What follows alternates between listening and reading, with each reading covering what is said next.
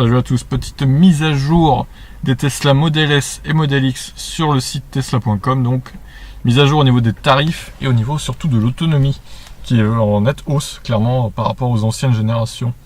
Donc autonomie standard pour la Model S, elle commence à partir de 79 700 € du coup, avec une autonomie estimée de 450 km du WLTP. Donc c'est à peu près l'autonomie d'une Model 3 mid-range en gros. Bon, évidemment la Model S est toujours plus lourde et plus puissante, donc c'est forcément logique qu'il y ait moins d'autonomie. Il y a la grande autonomie qui fait un bond spectaculaire niveau autonomie également. 610 km WLTP, alors là évidemment c'est beaucoup mieux que la Model 3 long range qui est à 560 de mémoire en 4x4 et en propulsion à 580. C'est quand même 30 km de mieux, mais bon, évidemment, c'est aussi beaucoup plus cher. 89 200 €. Et 3 secondes 8 pour le 0 à 100 km/h. La modèle performance, du coup, a un poil moins d'autonomie avec 590 km pour un gros surplus de 97 600 €. On peut même activer le mode Ludic Cruise. Ça fait gagner combien, ça? Ah ouais, 0,6 dixième quand même. Oh, c'est indécent, quoi.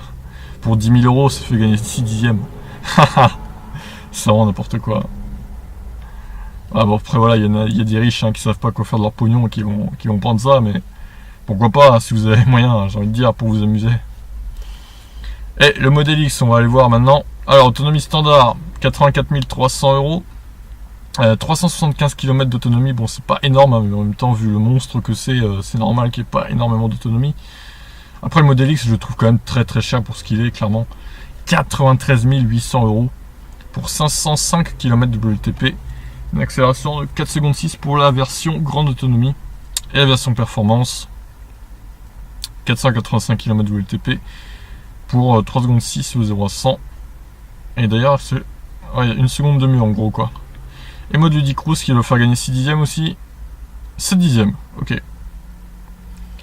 Ah bah écoutez, voilà, on va regarder un peu les extérieurs et tout, quand même, les prix des peintures. Ouais, 1600 € pour les peintures. 2100 € pour... Oh la vache, 5800 € les jantes turbines 22 pouces. Oh. Ah, c'est vraiment des voitures de riches, clairement. 5 sièges, 6 sièges, 7 sièges. D'accord. Pilotage automatique. Alors d'ailleurs, est-ce que c'est inclus comme la Model 3, ça?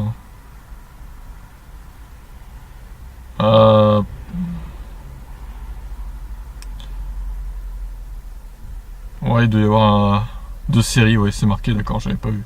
2 séries, ok. Bon, après, il y a le FSD, du coup, qui est à rajouter. 5300 €. En gros, voilà. Ils se sont vraiment mis à niveau sur les Model S et Model X. S'il le fallait, de toute façon, parce que la Model 3 qui cannibalisait les ventes, clairement. Donc, les Model S repassent devant en termes d'autonomie. J'ai envie de dire, pas de beaucoup non plus, mais bon. C'est toujours ça, quoi. Intérieur premium, ah ouais, c'est bien, on peut changer la couleur. Ah, il y a planche en bois là et tout, comme la. Et d'ailleurs, il n'y a pas, ils ont laissé il n'y a pas l'écran central comme la Model 3, ils ont juste mis à jour les batteries, j'ai l'impression. Et là, évidemment, cette série aussi. Bon, bah voilà, la petite news du jour Tesla. Donc, la plus grande Model S. Elle aura 610 km d'autonomie, soit 30 de plus que la plus grande, on va dire, Model 3 en termes d'autonomie, qui est à 580 WLTP. Bon, après voilà, c'est quand même beaucoup plus cher qu'une Model 3 longue range, quand même, faut quand même l'avouer. Donc après, voilà, c'est selon vos besoins aussi, j'ai envie de dire. Sur ce, je vous laisse. Ciao tout le monde.